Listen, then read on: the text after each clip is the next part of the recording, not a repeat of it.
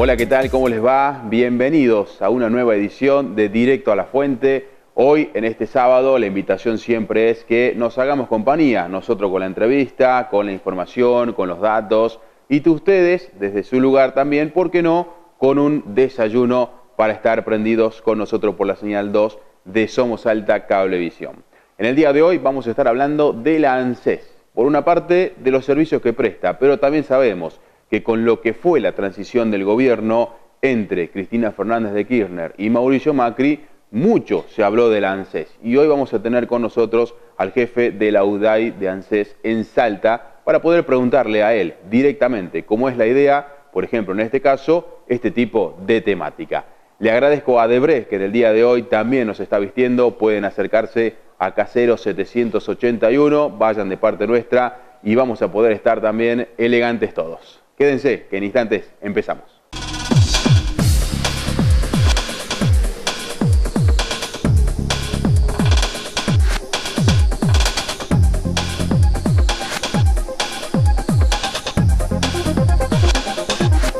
Bien, de esta manera entonces damos paso a lo que va a ser la entrevista con Federico Núñez Burgos. Él es el jefe de la ANSES UDAI Norte. Hay dos sedes, ahora vamos a explicarlo. ¿Qué tal, Federico? Muchas gracias por venir.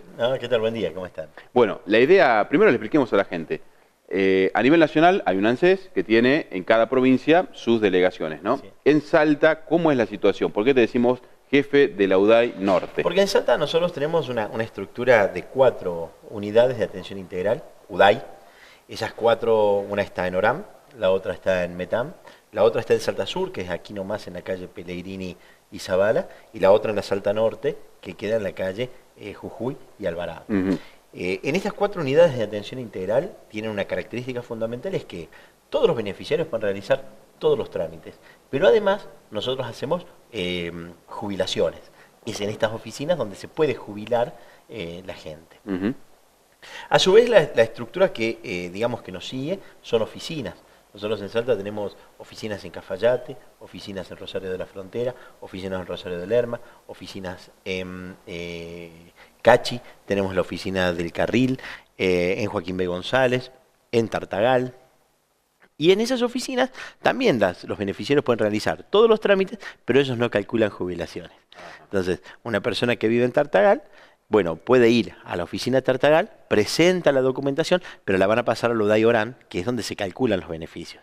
Entonces, esta sería la diferencia fundamental, ¿no es cierto?, entre la oficina, que es por allí la más próxima al ciudadano, y las UDAI, que son estructuras más grandes, estructuras más burocráticas, porque, como te decía recién Gonzalo, fundamentalmente allí se pueden calcular beneficios, bueno, hay más infraestructura, hay más computadoras, más gente, y personas especializadas en calcular los beneficios, ¿no? Porque realmente es un trabajo muy, te diría, muy riguroso, el que hay que realizar para poder calcular un beneficio jubilatorio. Con los sistemas informáticos es bastante más fácil, ¿no? Antes, no sé, bueno, tus televidentes recordarán que antes, de hecho, a ver, digo, mi papá todavía me decía, mira, cuando empecés a trabajar guardá todos los recibos. No sé si a vos te decían lo mismo. Y entonces uno tiene una caja con, no sé, 30 años de recibo, 25 años de recibo, facturas y qué sé yo. Y entonces uno llegaba al organismo jubilatorio y entregaba todo eso. Bueno, la verdad es que con los sistemas informáticos eso se ha hecho mucho más fácil. Desde el año 94 para aquí, los datos de AFIP, que nuestros empleadores hacen declaraciones juradas vía electrónica en AFIP, ya tienen toda una base de datos centralizada. Es muy difícil, digamos, que un aporte jubilatorio no se realice. Entonces, del año 94 para acá ya está todo más informatizado, pero todavía se están jubilando personas, claro, en realidad que iniciaron su vida laboral, claro, entre los años 70 y bueno, y todavía, no digo que hay que ir con todos los recibos, pero todavía tenemos procesos manuales que, bueno, que son muy importantes, ¿no? Digo, porque, bueno, es lápiz y papel y computadora al lado, Claro. calculando los beneficios, calculando el aporte. Pero bueno, Tiene su poco a beneficio. poco. Pero pasó, suele ser a veces noticias, cuando se cae el sistema. Sí, Y ahí, claro. ahí se complica mucho, ¿no? Totalmente, ¿Cómo está mirá. con ese tema? Muchísimo mejor. Te diría, nosotros no reportamos problemas graves del sistema, por lo menos desde hace unos 6 o 7 meses. Ujú. Esto es porque uno de los objetivos que tenía el gobierno nacional y la administración de la seguridad social era justamente potenciar la capacidad de nuestro sistema. A ver, en Salta o en todo el país, todos los beneficiarios de ANSES, inclusive nosotros como oficina usamos el mismo canal de fibra óptica para contactarnos con los servidores que están en Buenos Aires, que son los que tienen la información de todos los Claro, argentinos. ahí va todo. Ahí va todo. O sea, cuando digo esto, porque por ahí la gente me dice, bueno, pero yo desde mi casa no puedo entrar. Mire, cuando usted no puede entrar de su casa, yo tampoco desde mi oficina. Usamos la misma red de Internet. ¿Y qué es lo que ocurría? La fibra óptica tiene una capacidad de transmisión de datos. Esa capacidad de transmisión de datos, indudablemente por la gran cantidad de demanda, comienza a ser como chiquita, digamos, ¿no? Satura a veces. Se satura. Yo tengo la imagen de una ruta, ¿viste? O sea, vos tenés una ruta, bueno, bárbaro, pero hay momentos donde la ruta se empieza a saturar y bueno, y hay un día en donde tenés que cambiar la ruta y ampliarla. Bueno, la idea del gobierno es justamente, del gobierno de Macri, es justamente esto, cambiar todo el circuito de fibra óptica para hacer una fibra óptica mucho más potente, pero te imaginas que esto es un costo muy grande, es una licitación internacional que ya está en marcha, y por lo pronto lo que se hizo hacia noviembre del año pasado es utilizar unos potenciadores de datos que han mejorado, te diría, en un 70% más o menos la velocidad y la cantidad de datos administrados. Esto ha permitido que desde hace por lo menos 6 o 7 meses no tengamos reportes, fíjate que no tenés reportes casi de que las oficinas no funcionen por problemas de sistema. Por ahí sí se nos ponen más lentos, porque bueno, hay horarios pico en donde todo el mundo ingresa y bueno, se hace complicado. Pero en principio, digamos, lo que estamos haciendo es solucionando con estos potenciadores, mientras esperamos que se concrete la licitación internacional, para cambiar todos los servidores y para cambiar sobre todo el camino de la fibra óptica, que es muy importante. Y mira, y esto es muy importante porque mucha gente nos dice, bueno, pero ustedes funcionan sin Wi-Fi, que sería más rápido. Bueno, todas las conexiones de ANSES son de puntos, creo que se llaman, o sea, con enchufe. Sí. Y esto nos asegura que no se pueda hackear el sistema. Ah, mira vos. Es mucho más fácil hackearlo, según lo que nos explica la informática, es mucho más fácil hackearlo a través de la fibra óptica, a través de Wi-Fi, que a través de los canales, digamos, de punto. Entonces, bueno, hay que tomar muchas medidas de seguridad, nosotros tenemos información que es muy sensible y bueno, y la verdad es que se trabaja con mucha responsabilidad en eso. Bien, hablemos un poco del presupuesto para después empezar a desarrollar qué hace ANSES y demás. ¿Cómo es el presupuesto del ANSES? ¿Cómo se maneja? A ver, lo que es la seguridad social se administra a través del Fondo de Garantía de Sustentabilidad.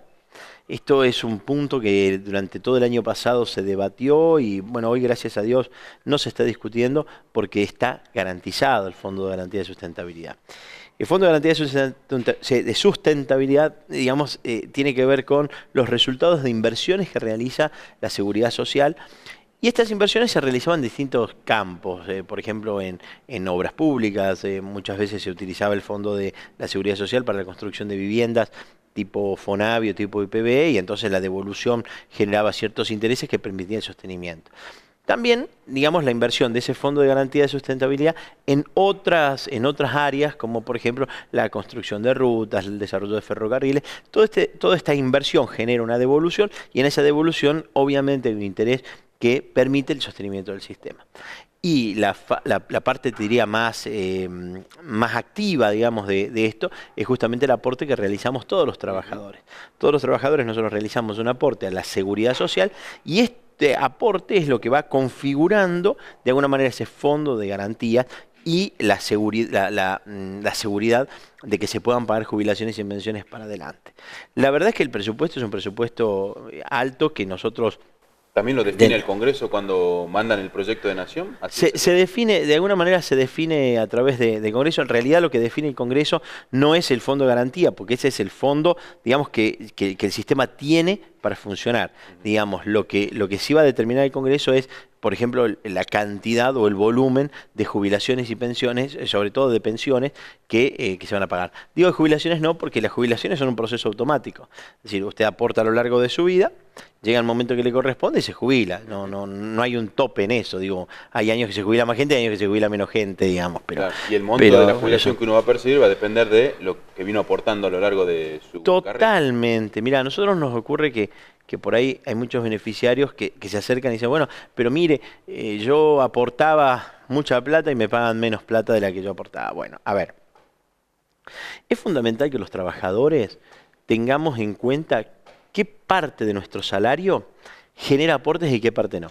¿Sí? Hay muchas veces, inclusive el Estado durante mucho tiempo, generaba salarios, suponte, no sé, 20.000 pesos de ingresos, de los cuales en realidad eran 5.000 sobre los cuales se hacían los aportes, y los otros 15.000 venían por conceptos no remunerativos. Claro. Bueno, hay empleadores privados que también lo hacen, y hay muchos trabajadores independientes que se incorporan al sistema a través de, por ejemplo, sistemas de monotributo, etc. Entonces, el sistema es automático en esto, el sistema jubilatorio. Calcula, en función del beneficio, del aporte, se le aplica un índice, y ese índice da como resultado el monto jubilatorio de ese beneficiario. Ahí la verdad es que no hay mucha, te diría, ni siquiera hay mucha voluntariedad por parte del funcionario que está haciendo el cálculo. Y mientras más automático es el sistema, digamos, con esto que te contaba de que AFIP directamente hace, no solo, o sea, el empleador hace la declaración en AFIP, más automático es el cálculo. Claro. Entonces, es muy importante que los trabajadores tengan en cuenta que sus conceptos sean remunerativos. Es muy importante que los trabajadores hagan un seguimiento, digamos, de su contrato y de las condiciones de pago, porque eso es lo que les va a asegurar en el largo plazo una jubilación de un tipo o de otro. Ahora está establecida, ¿no?, la jubilación mínima. ¿Cómo hacen ahí si alguien no llega a cubrirla con sus aportes? No llega. ¿ANSES pone ANSES pone la diferencia, sí. Sí, justamente la jubilación mínima, digamos, tiene como, como garantía o tiene como sustento el criterio de justicia y de igualdad, ¿no? Es decir, bueno, hay trabajadores que han tenido ingresos menores quizás que otros, y bueno, y por ahí el que en el cálculo no le da, entonces el sistema le paga el plus de diferencia para que, sí, llevarlo siempre al mínimo. Y la verdad es que eso es importante. ¿Cómo están los números esos actualmente? ¿De cuánto es la jubilación mínima? Nosotros estamos en 6.600 pesos de jubilación mínima. La verdad es que, bueno, a esa jubilación mínima hay que tener en cuenta que se le aplican los dos aumentos anuales, ¿sí? Son 2 aumentos anuales, que se aplica también a todos. ¿El porcentaje fijo o esos 2 aumentos por ley? No, los 2 aumentos por ley que se determinan en función de un cálculo, que fue el debate de principios de este año, si recuerdan, cómo íbamos a calcular el monto en el cual se iba a aumentar el jubilado. Entonces, son a principio de año se determina cuáles van a ser los 2 aumentos jubilatorios, y esos aumentos ya quedan, digamos, dispuestos para ser realizados, ¿sí? Y se aplican sobre la mínima y sobre las máximas, digamos, ¿no? Realmente todos van a ser beneficiados. Y esto que me hablabas, Gonzalo, de la jubilación mínima, me traía a un tema importante para nosotros, que es la pensión universal para el adulto mayor. Desde ahora, digamos, en estos días, nosotros nos estamos transformando lo que eran las pensiones por invalidez de las personas de más de 65 años en pensión universal de adulto mayor. Y este es un programa social, te diría, importantísimo, digamos, uno de los más importantes para mi punto de vista del gobierno de Mauricio Macri, porque la pensión universal para el adulto mayor, el único requisito que tiene es que las personas, hombres o mujeres, hayan cumplido 65 años. Con 65 años se presentan en nuestras oficinas con el turno y comienzan, digamos, a hacer el trámite para ser cubiertos por la pensión universal de adulto mayor. Y esto, fíjate vos, que beneficia mucho, por ejemplo, a trabajadores que han sido irregulares, que no han podido cumplir una cantidad determinada de años de prestaciones, o aquellos que no han podido nunca hacer aportes. Pienso muchas veces en trabajadores rurales, ¿no? Hace un rato hablábamos por ahí de los abuelos nuestros, trabajadores rurales que, bueno, que por el sistema de trabajo que muchas veces tenía el campo, hace que haya mucha irregularidad en la prestación digamos, de estos pagos. Entonces, ¿Esta pensión no es lo mismo que la moratoria? no, no es lo mismo que la moratoria. En parte la suplanta la moratoria. La moratoria tuvo varias fases. La última de estas fases requería una cantidad de años aportados. Entonces las personas que no tenían esos años no podían entrar en la moratoria. Ahora nosotros no le exigimos ningún año aportado. Si tiene años aportados, mejor, digamos, pero si no tiene ningún año aportado, puede ingresar al sistema lo mismo. Y la diferencia otra diferencia con la moratoria es que la moratoria cobraba para adelante en cuotas, digamos, lo que usted no había pagado en su momento. La pensión universal para el adulto mayor no le cobra nada, se paga el 80% de la mínima y queda asociada a los dos aumentos jubilatorios anuales. Entonces, es en parte un beneficio interesante, en algunas cosas es bastante mejor que la moratoria. Obviamente, como todos los programas tienen beneficios y por ahí cosas menos beneficiosas. Pero, por ejemplo, al suplantar la pensión por invalidez a los mayores de 65 años por la pensión universal de adulto mayor, estos adultos mayores que estaban pensionados por invalidez ahora van a pasar a estar pensionados por adulto mayor. Eso los lleva a cobrar más el beneficio, porque es más el 80% de la mínima es más que lo que cobran por la pensión, ¿sí? Y además dejan de tener el programa de Profe o Incluir Salud para pasar a tener PAMI. Y esto también es muy importante porque las prestaciones de PAMI son mucho mejores que las prestaciones del Profe. Claro. O del ex profe, ¿sí? Entonces, nosotros estamos ahora conversando con algunas organizaciones no gubernamentales que están haciendo estos relevamientos de personas en situación de calle. Y nos hemos puesto a disposición justamente de ellos porque muchas veces los adultos mayores que están en situación de calle no están porque han dejado de cobrar, porque no pueden cobrar o porque no entran en el sistema jubilatorio. Entonces nosotros decimos, bueno, a ver, si nosotros a esas personas las podemos cubrir con las pensiones universales de adulto mayor, y bueno, van a tener por lo menos su dinero para alquilar una habitación, para vivir más dignamente, y para poderse atender con un médico, porque van a tener PAMI. Entonces, bueno, dentro de las prestaciones, el PAMI sigue siendo una obra social realmente importante, y la obra social de los jubilados, por supuesto. Recién hablamos de la jubilación mínima, que me decía que está en 6.600. 6.600. ¿Cuánta gente hoy jubilada está recibiendo eso? ¿Tienen ese dato? ¿Qué consideran ustedes? ¿Es suficiente o no? Porque se recibe esa crítica, ¿no? Que con 6.600 un jubilado que tiene más gastos, mucho se habla de los medicamentos principalmente, que enseguida abordamos, porque hay cobertura. ¿Qué consideran de ese monto en particular? A ver, de hecho... ¿Cuántos serán los beneficiarios? De hecho, nosotros cuando recibimos el organismo lo recibimos sin estadísticas locales. Hay solamente estadísticas nacionales. Tenemos una previsión, digamos, que no estamos arriba del 20-30% de jubilados de nuestra provincia que están cobrando ese monto. El resto están un poco más arriba. ¿Por qué motivo? Porque, por ejemplo, cobran dos jubilaciones mínimas. O cobran una jubilación y una pensión.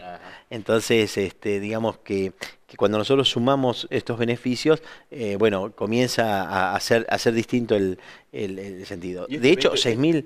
Perdón, este 20% que decías, ¿cuántos serían en total? Y aproximadamente estamos hablando de unos 20.000 jubilados, más o menos. ¿Sí? A ver... Como te digo, nosotros tenemos previsto que tenemos en cuenta, que indudablemente el sistema con 6.600 pesos, bueno, difícilmente uno pueda decir voy a vivir todo el tiempo, ¿no? De hecho, hay una pelea permanente por llevar adelante una mejora sustantiva en estos ingresos. Y fíjate que para eso el gobierno lanzó el programa de reparación histórica. ¿Sí? El programa de reparación histórica lo que hace es repensar el cálculo que se le hizo al beneficiario, y si surgen diferencias de ese cálculo, el Estado le propone pagar la diferencia. O sea, si una persona dice, se jubiló con 7.000 pesos, pero en la revisión te debería ser de 10.000. Totalmente. 3.000. Se los ofrece el sistema. Le dice el sistema, mire, te ofrecemos 3.000 pesos. Eso es por reparación histórica. Hemos pagado beneficios buenísimos por reparación histórica, de hasta 2 y hasta 3 ingresos. O sea, hay gente, como decías vos recién. Mira, me acuerdo el caso puntual de una señora que ella y su marido trabajaban, ella es viuda en este momento, ella y su marido trabajaban, eran jubilados del Poder Judicial, y los dos cobraban la mínima.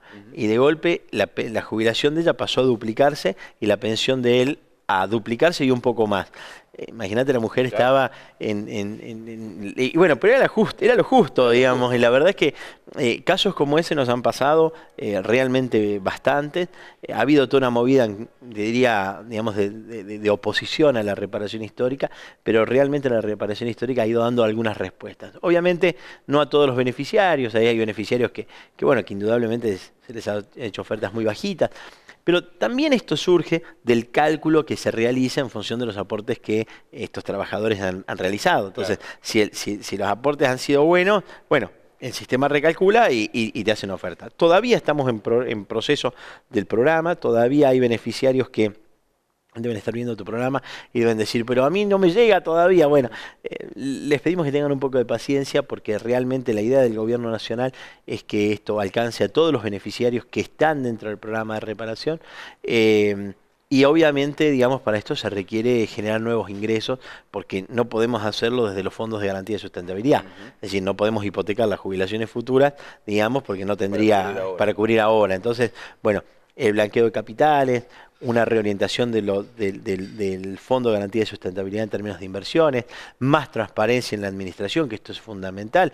Fíjense, Fútbol para Todos se financiaba con dinero de los jubilados. Entonces, más garantía en la transparencia de la administración han ido generando los fondos suficientes como para ir cubriendo estos temas como reparación histórica. Así que, bueno, hay que tener un poquito de paciencia, que va a ir llegando el programa. Yo estoy seguro que va a ir llegando el programa a la mayoría de los beneficiarios. Hoy tenemos unos 19.500 beneficiarios ya dentro del programa de reparación histórica, y la verdad es que para nosotros es muy importante, porque muchos de ellos están aceptando los convenios, ya muchos están cobrando. Por ahí te vas a encontrar con beneficiarios que ponen su tarjeta de extracciones y se encuentran con que hay un aumento.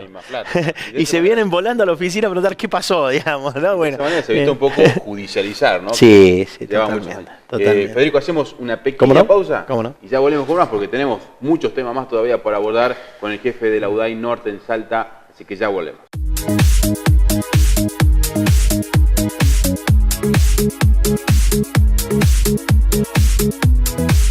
Practica tu deporte favorito gratis.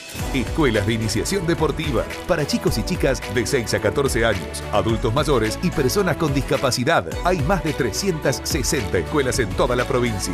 Búscalas en cada barrio, en cada municipio. Hay más de 30 deportes para elegir. Más información en www.salta.gov.ar o en Avenida Entre Ríos 1550. Secretaría de Deportes, Ministerio de Gobierno, Gobierno de la Provincia de Salta.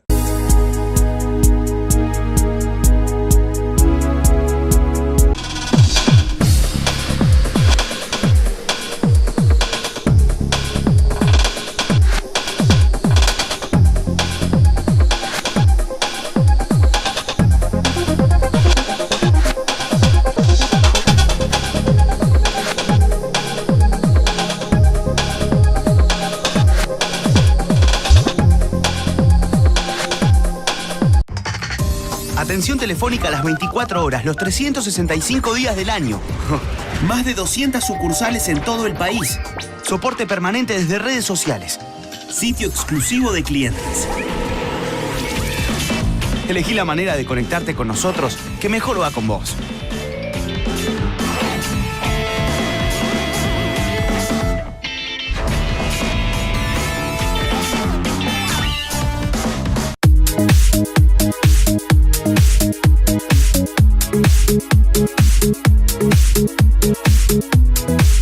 Retornamos con más de Directo a la Fuente y hoy decidimos ir directamente al jefe del ANSES en Salta para preguntarle diversos temas. Ya abordamos algunos de ellos y vamos a seguir con más.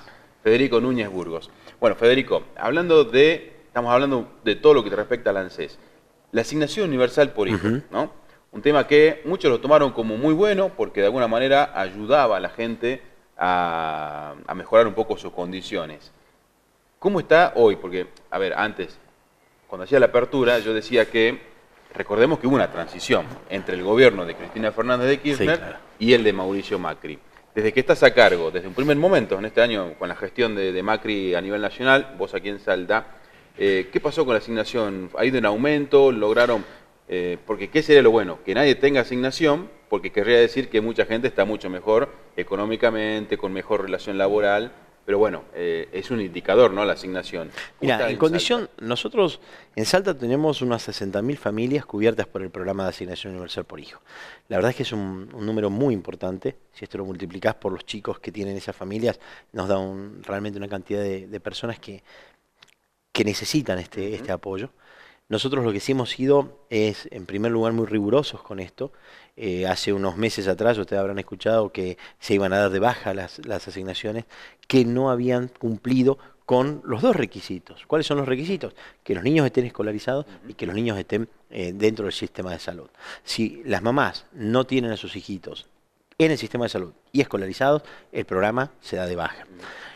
Y de esta manera, digamos, hemos ido poniéndole, como para decir de alguna forma, un marco a lo que entendíamos que era algo que se había descontrolado indudablemente. Pero no tenemos, el gobierno nacional no tiene la intención de eliminarlo en tanto que sea necesario, ¿no es cierto?, para ayudar a estas familias. Sí ir transformándolo. Y mira vos cómo lo hemos ido transformando. Hoy se paga asignación universal por hijo solamente a las familias que no tienen otro ingreso. Papá desempleado, mamá desempleada, por ejemplo, sin cobertura social, allí pueden venir por asignación universal por hijo. ¿Y qué es lo que nos ocurría? Nos ocurría, no sé si recuerdas los últimos años, la gente en la calle nos decía, mire, yo necesito, no sé, un pintor, ¿no? Y la gente no quería ser pintor. ¿Y por qué no querían ser pintor? Y porque cuando los paseábamos en blanco, ¿sí?, le perdían la asignación, y entonces como el contrato era por poco tiempo, esta persona decía, no me conviene, porque usted me va a poner en blanco, yo pierdo la asignación, después de 2 o 3 meses se termina mi contrato, tengo que volver a la asignación y ya no puedo volver a la asignación o demoro mucho en volver a la asignación. Entonces, justamente para que no ocurra esto, el gobierno nacional lo que ha tomado es pagar, asignación familiar, digamos, el reemplazo de la asignación universal, asignación familiar a los trabajadores monotributistas. Entonces, por ejemplo, muchos excluidos. Exactamente, había muchísimos niños. Que ahí también había un problema, ¿no? Que yo alguna vez le pregunté a la gente de AFIP de por qué no se cubría a los monotributistas. Y me dijeron, hay que hacer todo un análisis, porque hay mucha gente que no está inscrita en la categoría que debería, está en la más baja porque le conviene pagar menos y supuestamente le correspondería la asignación. Pero en realidad su ingreso es mucho más alto. El tema es que no ha declarado correctamente. Claro, entonces había que cruzar mucho. Había que cruzar mucha la información. Nos hemos puesto en ese trabajo con AFIP. Digamos, hoy la verdad es que la información es bastante, te digo, exhaustiva. Y las categorías de monotributo, de la A hasta la G o F, digamos, están cobrando asignaciones familiares. Esto es muy importante porque entonces estimula a que los trabajadores independientes que antes no querían, digamos, blanquearse, entre comillas, porque perdían los beneficios, hoy lo puedan hacer. Esta es la primera condición que me parece sí importantísima. Universal. Y ahí se vuelve universal. No era universal, era medio parcial. Era bastante parcial a quienes, digamos, estaban completamente, digamos, sin incentivos, pero sin incentivos para el trabajo formal. Bien. A ver, la otra condición importante de asignación universal es que los trabajadores eventuales, a ver, nos pasaba, por ejemplo, con empresas, hace un tiempo se hicieron algunas denuncias, hace unos años atrás, empresas grandes que trabajan en el campo, ¿sí?, y que contratan personal por 3 meses. Sí. Entonces, ¿qué ocurría? No conseguían mano de obra. ¿Y por qué no conseguían mano de obra? Porque les cortaban la asignación universal. Entonces, ¿qué es lo que decidió el gobierno de Mauricio Macri? Dice, las asignaciones familiares para trabajadores eventuales se pagan 12 meses corrido. A ver, Gonzalo, yo te voy a contratar para que vos hagas, no sé, determinada tarea por 90 días, por 3 meses. Entonces vos vas a cobrar asignaciones familiares por un mes, asignaciones familiares por otro mes, asignaciones familiares por otro mes, y en ese tercer mes se termina tu contrato. Claro. Y vos decías, ¿y ahora? No. Y el Estado ahora te sigue pagando las asignaciones familiares como si estuvieras en actividad por los 9 meses restantes hasta el inicio de tu contrato. Entonces, hoy te conviene trabajar. Hoy sí podés decir, bueno, listo, ya no tengo impedimento para que no me blanqueen. Ahora, para aclarar, porque por ahí alguno va a pensar, bueno, trabajo 3 meses y después descanso 9. Y no, porque el empleo rural, yo tengo familiares que están en el tema, terminan un trabajo de cosecha, supongamos, de 3 meses. Pero no es que esperan 9 meses para... No, claro. Después pasan a otro rubro en el que ya es preparar el campo. Después mutan a otro para plantar. Lo que ocurría ahí es que, suponte, vos trabajabas 3 meses, ¿sí? Como el sistema te paga 2 meses a 60 días, cuando vos dejabas de trabajar, quizás cobrabas un mes más, después empezabas a trabajar de nuevo y había 2 meses allí que no te habían pagado. Entonces, esa era la injusticia del sistema, ¿no? Pero, a ver, lo podemos mejorar esto, lo estamos trabajando, pero las liquidaciones, quienes trabajamos, digamos, sabemos que las liquidaciones demoran. Claro. Y por más que uno haga rápido las cosas, demoran. Entonces, el problema era en estos baches, como decís vos, entre que terminábamos una tarea, esperábamos, por ejemplo, 1 o 2 meses para empezar la otra tarea, entonces, ¿quién cubría ese bache? Bueno, hoy ese bache está cubierto porque la asignación familiar se paga 12 meses corrido. Y esto es muy importante porque al mismo tiempo estimula la incorporación al trabajo formal. Entonces, ya el empleador no tiene la excusa para no blanquearte y el empleado no tiene la excusa para no blanquearse. Y me parece que esto es un poco la filosofía que nosotros le queremos dar a la asignación universal por hijo, que le queremos dar a los programas sociales, porque el programa social tiene que ser de ayuda y de contención para la emergencia, pero no puede ser la condición básica, digamos, de la vida de las personas. Entonces, fíjate vos, hoy un trabajador monotributista cobra las asignaciones familiares por hijo y además hace los aportes jubilatorios y paga sus impuestos. Entonces, esto engrosa el sistema, esta persona sabe que en algún momento se va a poder jubilar y esto le va a permitir mejorar su condición de vida a largo plazo y lo está haciendo, te diría, con la misma plata, digamos, ¿no? La verdad es que creo que tiene que ver con un cambio de mentalidad, con un cambio de visión, de proyecto político y de la asistencia. Que no quede que la asistencia nada más y una persona tal vez no tiene el espíritu de salir a trabajar, de conseguir un trabajo, o le cuesta conseguir y se queda con la asignación. Sino que me parece bueno. No tiene el incentivo, ¿viste? Claro. No tiene el incentivo. Hoy el incentivo existe. Mirá lo que nos pasa con Progresar. Progresar es otro programa que asiste casi a 40.000 jóvenes en Salta que tienen estudios entre 18 y 25 años, que tienen estudios o están terminando sus secundarias o están ya en estudios de nivel terciario. ¿Cuál es la condición fundamental del Progresar? Que los jovencitos estén en condición de alumno regular. ¿Qué es lo que hizo el gobierno nacional? Cruza datos entre el Ministerio de Educación y ANSES. Entonces, los establecimientos educativos, por el sistema informático, informan al Ministerio de Educación quiénes están en condición de alumno regular y quiénes no. Las universidades también informan, entonces. Y nosotros tomamos los datos desde ahí. La condición para que el beneficio se pague es que usted esté como alumno regular. Entonces, tiene que estar como alumno regular. Nos pasa por ahí que vienen los papás y dicen, pero mi hijo está inscripto y perdió el beneficio. A ver, no, pero no está en condición de alumno regular. No, pero sí está porque mire que fue. Mire, no está en condición de alumno regular. Bueno, y la condición es esa, digamos, ¿no? Ahí están esos dos temas, ¿no? En la opinión pública, el progresar, que es este beneficio que se le da a los estudiantes, es muy bueno. El tema es que mucha gente por ahí critica. Por una parte, por eso yo planteo dos temas, que la gente también lo plantea, me tocó escucharlos. Uno es, primero, que se controle que realmente está yendo, ¿no? Exacto. Ese es uno. Y el otro, el dinero que se le da al alumno, ¿está asignado para algo en particular o puede hacer lo que quiera con ese dinero que se le está pagando? No, mire, el dinero son aproximadamente unos 1.000 pesos. En realidad no tiene una asignación específica, sino que está orientado, se supone, a la compra de material bibliográfico, en el caso de Salta con la tarjeta, digamos, gratuita para estudiantes, digamos, permitiría que este dinero vaya destinado a esas cuestiones. Uno sabe cuando tiene...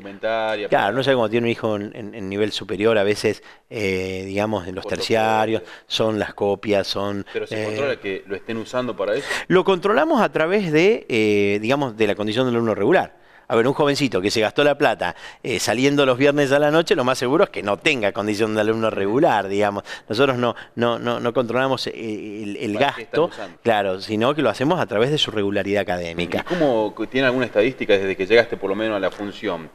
Del 100% de asignaciones por progresar que había, ¿cuántas se cayeron por esto? No, la verdad es que no la tenemos nosotros, estamos tratando de trabajar en un esquema estadístico local, pero bueno, por el volumen y el tipo de tarea nos está costando un poco, pero ya lo vamos a terminar. ¿De cuántos son los actuales beneficiarios? Unos 40.000 beneficiarios aproximadamente. 40.000 jóvenes, en realidad siempre mayores de 18 estamos hablando. Son jóvenes entre 18 y 25 años, porque fíjate que ANSES... ¿Me dijiste 20.000? Perdón. No, 40.000. A ver, fíjate qué interesante porque el tema es el enfoque de la seguridad social. Cuando una mamá queda embarazada, la seguridad social cubre parte de ese embarazo a partir de los 3 meses con el programa de embarazo. Las mamás se acercan por ANSES y el sistema les comienza a pagar. Obviamente me van a decir, bueno, pero esto es una mamá que tiene, no sé, un ingreso de 100.000 pesos mensuales. No, a esa mamá no. Estamos hablando de la mamá que está dentro de hasta 2 salarios mínimos, que son los que, digamos, requieren estos apoyos. Salario mínimo que actualmente está en 8.000 pesos aproximadamente. Claro. O sea, si tiene hasta 16.000 más o menos. Más o menos. Claro, hasta ahí nosotros las acompañamos. ¿Qué es de alguna forma? A ver, todos los topes, uno dice, son injustos. Podría ser 30, podría ser 50, así, no lo sé, digamos, a eso. Pero sí lo que entendemos es que la idea es apoyar a los papás y a las mamás y a las familias que necesitan estas ayudas. Principalmente los que están en situación vulnerable. Principalmente los que están en situación vulnerable. Entonces, las mamás a partir de los 3 meses pueden ingresar en el programa de embarazo. Una vez que el niñito nace, fíjate vos, el sistema se transforma y pasan las mamás que no tienen otro beneficio a la asignación universal por hijo. Y esto nos asegura que la mamá pueda, pueda darle algo a sus niños, pero al mismo tiempo tienen la obligación de tenerlos escolarizados cuando corresponda y con todos los sistemas de salud completos. Ahora, este tema de la asignación, por ahí es una opinión que muchos la consideran muy macabra, ¿no? Pero ¿cómo lo viven ustedes que están en el tema? Se habla mucho de que buscan tener hijos para tener el beneficio. ¿Es así? ¿Lo ven así tan...? No, mira, yo creo, la verdad es que yo creo que ya ha generado toda una versión, digamos, en torno a esto, toda una cuestión que hay indudablemente, digamos, que hay siempre quienes tratan de hacerle trampa al sistema, no me caben dudas, pero yo creo que las familias se configuran en función del amor, en función del respeto, ¿no? Digo, no es pensando... No creo que la gente quiera tener hijos para que le paguen, digamos.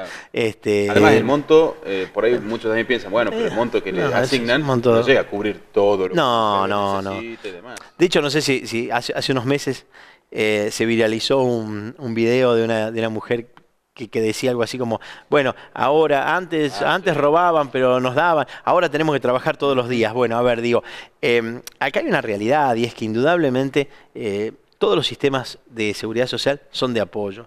Necesitamos que aquel a que estamos apoyando haga su parte. Y su parte es buscar un empleo, es ponerse en la calle, es buscar transformarse. Y para esto los vamos a acompañar, los vamos a ayudar. Y fíjate, como te decía, el monotributo social, el monotributo y la asignación familiar para monotributistas, el pago a los trabajadores eventuales de asignaciones familiares, son estímulos que tienen que ver con este cambio de paradigma que queremos para la Argentina, en donde, bueno, estamos pensando obviamente en una Argentina más grande y con más trabajo, ¿no? Voy a apoyarme en este soporte que tenemos hoy electrónico. Tiene que ver con varios temas que seleccioné para que echemos luz en este caso, ¿no? Por ejemplo, se habló mucho de los fondos del ANSES. Vos mencionaste un caso de que se lo estaba tal vez mal usando para fútbol para todos, por ejemplo. Se decidió que ya no se lo use más. Próximamente deja de existir fútbol para todos. El que quiera ver va a tener que contratar el servicio. También se habló mucho de Milagro Sala, ¿no? De que malversó fondos que llegaron para viviendas particularmente, 60 millones si no me equivoco el dato. ¿En qué situación está esto? Porque ella continúa siendo investigada, continúa detenida, ¿esos fondos se supo algo más? No, mira, se está trabajando en el Congreso en una ley que permitiría incautar los fondos que han sido mal habidos a los fines de poder incorporarlos de nuevo en el sistema. Pero la verdad es que todavía no se ha terminado de plantear eso. Nosotros entendemos, y esto es una propuesta inclusive de todo el bloque, digamos, de decir, bueno, hay que avanzar en una ley que nos permita reincautar esos fondos y destinarlos donde tienen que ir, si era salud a salud, si es educación a educación, a la seguridad social o a la construcción de viviendas. La verdad es que esto le hace mucho daño a la Argentina. Nosotros estamos convencidos de que Argentina es un país con una potencia fenomenal que tiene que generar algunos sistemas de autocorrección. No se puede seguir premiando al que se hace el vivo. Me parece que nosotros hemos vivido, y no ahora, digo, desde los 90, una lógica donde nuestros hijos lo que ven es cómo hay gente que se enriquece de la nada y cómo y aparece esta lógica de pensar que ese es el camino es fácil, es sin esfuerzo. Los abuelos nuestros hicieron esfuerzos enormes, le han puesto el hombro a un proyecto que tenían de familia, de país, de Argentina, y yo creo que nosotros tenemos que volver a ese compromiso, a mostrar que en realidad el que se hace el vivo la termina pagando y que la única salida es el esfuerzo, el sacrificio personal, el levantarse el día a día, ¿no? Y ponerle el pecho. Otro de los casos que se denunciaba era que en las gestiones anteriores se usaban a gente que está radicada en Bolivia, en Paraguay, y les daban una jubilación a cambio de ir a votar, por ejemplo a Chaco y en Formosa. Bueno, se han detectado, esos casos que se detectaron se dieron de baja. Digamos, sobre todo se detectaron mucho en provincias, como decías vos, como Chaco y Formosa. En Salta no hemos tenido grandes temas con esto. Estamos cruzando datos con migraciones. Los beneficios de ANSES requieren por lo menos 20 años de residencia en el país, motivo por el cual, digamos, una vez que migraciones a nosotros nos dan informe, automáticamente se suspende el beneficio si no están cumpliendo con los requisitos. En muchos extranjeros están sufriendo de alguna manera esto, porque por allí, bueno, el dato puede ser erróneo y bueno, y ellos vienen por las oficinas, demuestran que efectivamente han estado en el país y todo lo demás, y se restituye el beneficio si corresponde. Y obviamente, mirá, lo que pasa siempre, Gonzalo, cuando por allí se cortan los beneficios porque están mal habidos, aquel que sabe que está mal habido no viene a hacer el reclamo. Entonces, bueno, digo, ¿no? Y aquel que sabe que está en regla, viene y mire, aquí está, no sé, la certificación de migraciones, el documento de identidad realizado en tal fecha, y trae todos los recibos y bueno, y los beneficios se van restituyendo. Pero la verdad es que en Salta no hemos tenido grandes problemas con eso. Bueno, sí, obviamente teníamos por allí algunas denuncias de asignaciones universales de gente que no residía en el país, pero bueno, como te digo, se hicieron controles en su momento, no ha sido para nuestra provincia un gran tema, y estos beneficios que se han ido restringiendo, bueno, en algunos casos han sido restituidos porque bueno, se pudo comprobar que no correspondía el corte, y en otros casos, bueno, el beneficiario no hizo ningún reclamo y entonces quedó así. Otro de los temas que también se criticó en su momento era el programa 678, que se denunció que recibía millones en publicidad y que eran de los fondos del ANSES. Sí. ¿Eso también hubo alguna novedad al respecto? No, bueno, eso recién... bueno, a ver, en principio eso recién se está terminando de investigar. Yo entiendo que se está pidiendo inclusive la restitución de esos fondos. Es un volumen de plata que realmente sería importante. Pero una de las medidas que tomó el gobierno de Mauricio Macri es que justamente ANSES no realice publicidad. Fíjate que no hay publicidad institucional de ANSES. Digamos que esto me parece que ha sido en principio la primera medida como para poder ordenar de alguna manera esto. En ANSES había algunos equipos de comunicaciones que también se han desarticulado y toda esa gente ha sido redistribuida a tareas administrativas y de función. Así que bueno, en principio la idea del gobierno es poner esto en blanco sobre negro. Mirá, y muchos tenemos algunos inconvenientes con algunos códigos de descuento. Por ahí los jubilados todavía van a ver que les aparecen algunos descuentos que dicen, a ver, yo nunca contraté esto. Bueno, también se han ido dando de baja todos esos códigos de descuento, y la verdad es que le ha generado por ahí algunos inconvenientes a algunas organizaciones que trabajan muy bien y que por ahí necesitan esos códigos de descuento, pero en forma permanente les estamos explicando que el objetivo es transparentar, porque el dinero de los jubilados tiene que ir a los jubilados. Claro. Este es el objetivo fundamental que tenemos. La idea es que la Administración de la Seguridad Social se concentre en el beneficiario propio de la Seguridad Social, que son justamente los jubilados y aquellos que necesitan asistencia, digamos, urgente, ¿no? Me quedan muchos más temas todavía, así que enseguida volvemos con el último tema. ¿No? Ya volvemos con más, no se vayan.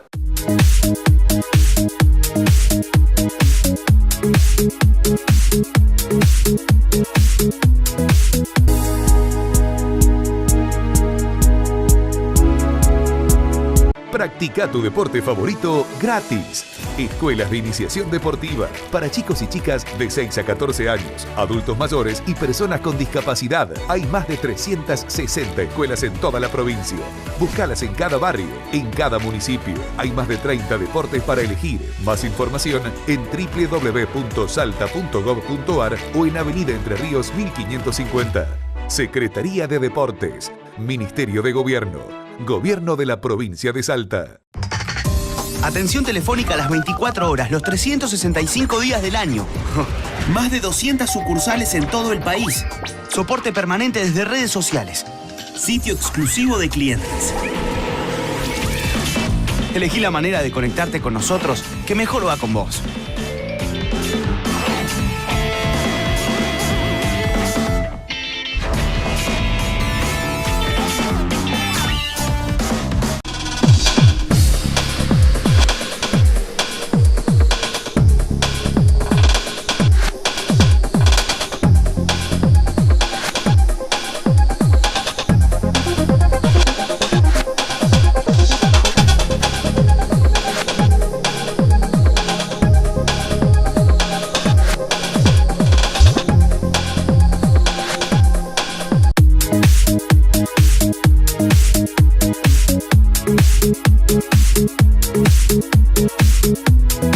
Bien, volvemos ya con el último tramo de este programa de Directo a la Fuente, en el que fuimos directamente a hablar con el jefe del ANSES en Salta, de Uday Norte, recién explicábamos al inicio del programa, sobre diferentes temáticas, ¿no? Y me quedaron algunas todavía, que tiene que ver con tratar de que nos explique al menos algunos de los temas que están judicializados, que tiene que ver con los fondos del ANSES.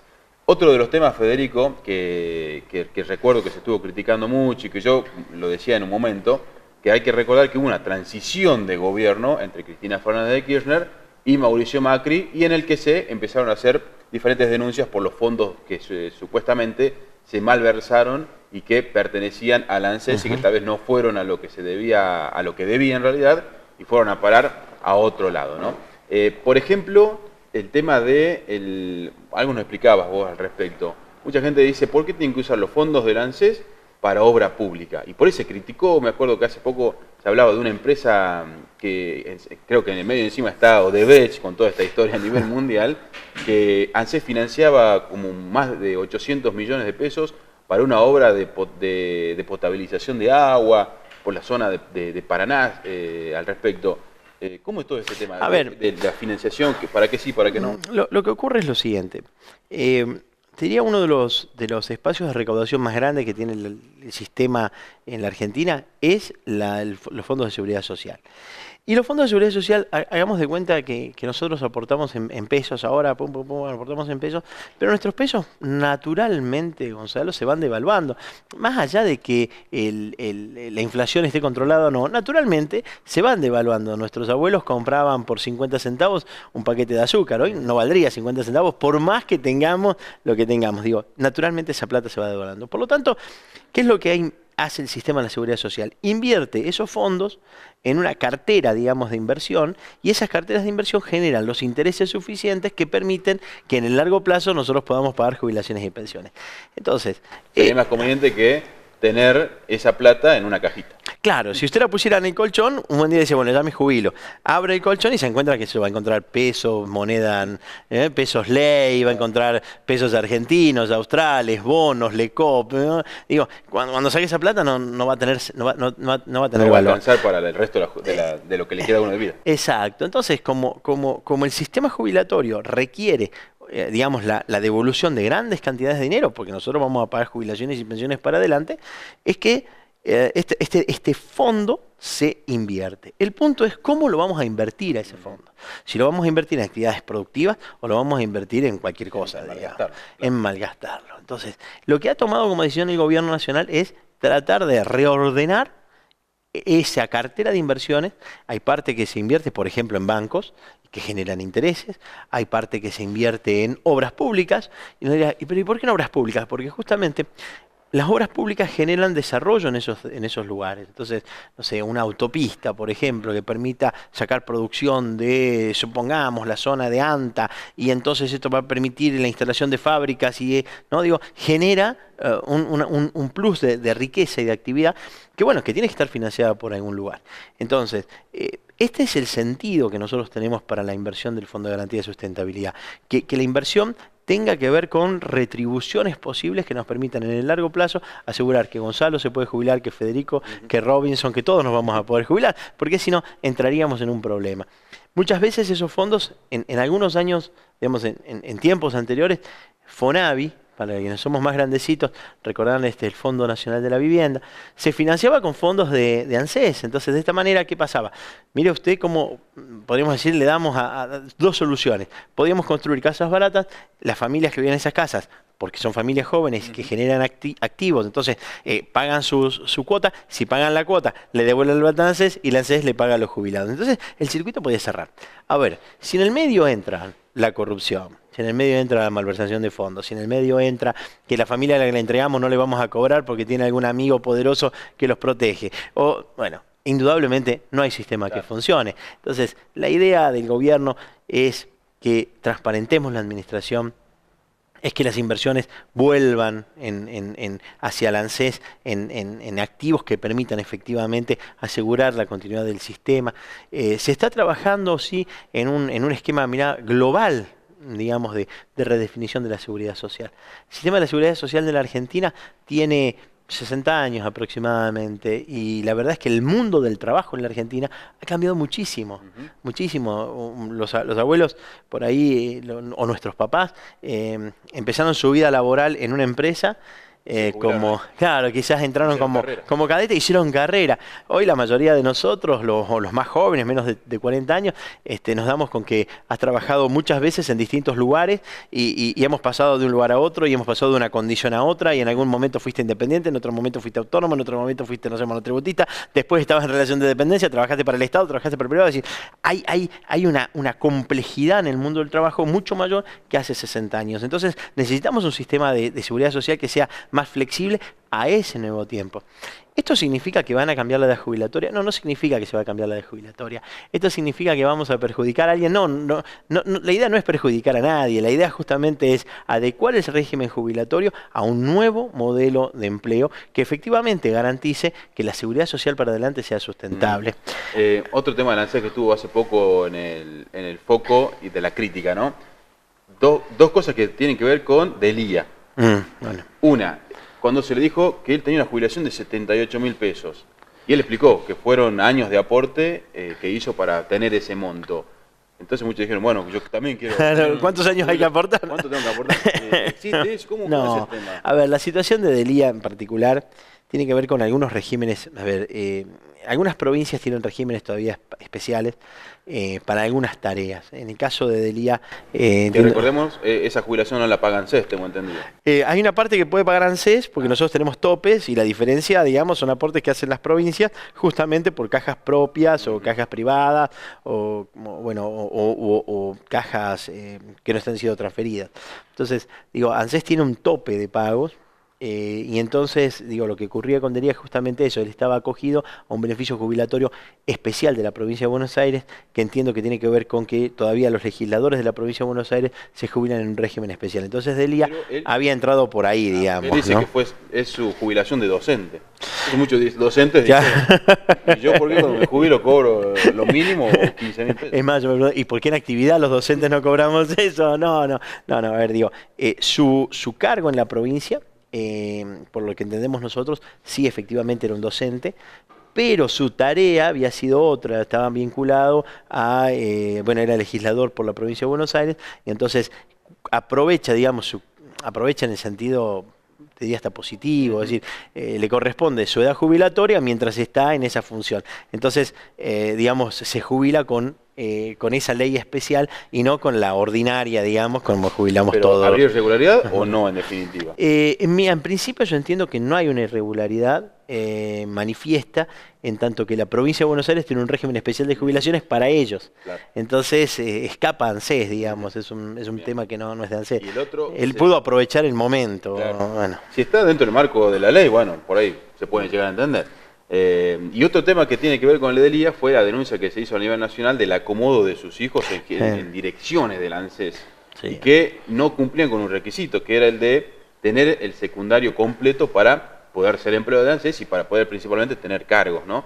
¿En qué quedó todo eso? No, bueno, uno de los hijos ha sido desafectado, justamente porque no pudo demostrar su condición de haber, digamos, estado en como es haber terminado la secundaria. Esto, digamos, permitió al ANSES poder, digamos, desafectarlo. Así que uno de ellos fue desafectado y el otro creo que fue trasladado a otra oficina, digamos, a cumplir tareas administrativas como cualquier otro trabajador de ANSES. Ahí hay unos derechos adquiridos, digamos, más allá de que sea el hijo de Delía. Lamentablemente ANSES se utilizó como una gran caja de contrataciones. Muchos funcionarios, digo, el mismo vicepresidente Vudú en su momento, digo, seguían cobrando de ahí. Cuando terminó su gestión era un empleado de ANSES, digamos. O sea, lamentablemente se utilizó el dinero de los jubilados para esto. Bueno, está dentro de las cosas que venimos a cambiar y bueno, y para esto estamos trabajando, la verdad es que con mucho esfuerzo, ¿no? Con mucho esfuerzo. Bueno, estaremos atentos a ver cómo va evolucionando. Estuvo buena la charla, me parece, espero te haya sentido cómodo. Muy bien, muy lindo, muy lindo. Hablamos un poco de gestión, de lo que vienen haciendo y también pudimos despejar en algunos casos algunas de las dudas que están ahí, ¿no? Que están en la opinión pública y qué mejor que ir directo a la fuente.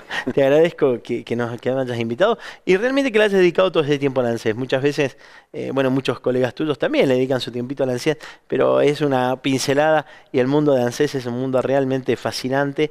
Es un lugar donde se vive la seguridad social, se vive el apoyo, se puede sentir esto con trabajadores que, bueno, que más allá de algunas diferencias que podemos llegar a tener, realmente le ponen el hombro día a día a muchas mamás, muchos abuelitos que llegan con necesidades y, como digo, queremos ser parte de la solución, ¿no? Un programa importantísimo que ahora me acuerdo en esta charla, Argenta, por ejemplo, que está dando soluciones. Sigue vigente. Lo que hemos hecho es sacamos la tarjeta, el plástico.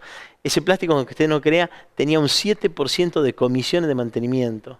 Entonces pudimos bajar 7 puntos la tasa de interés. Mira, una cosa tan simple como esa. Mi abuela la tenía, la usaba mucho. Ahora se sirve para identificar nada más. Y entonces, ¿qué es lo que hace? Va a venir el beneficiario, pide el crédito se le asigna su caja de ahorro y con la tarjeta de extracciones va y la saca la plata. Y esto, mirá, cuando vienen los beneficiarios a decir, quiero hacer la losa, bueno... Nos llena de orgullo. Claro, bueno, Federico, te agradezco muchísimo la visita. A ustedes, hasta el próximo reencuentro. Muchas gracias. Nosotros así llegamos al final de esta nueva edición de Directo a la Fuente. Los espero el próximo sábado con un nuevo tema a las 10 de la mañana.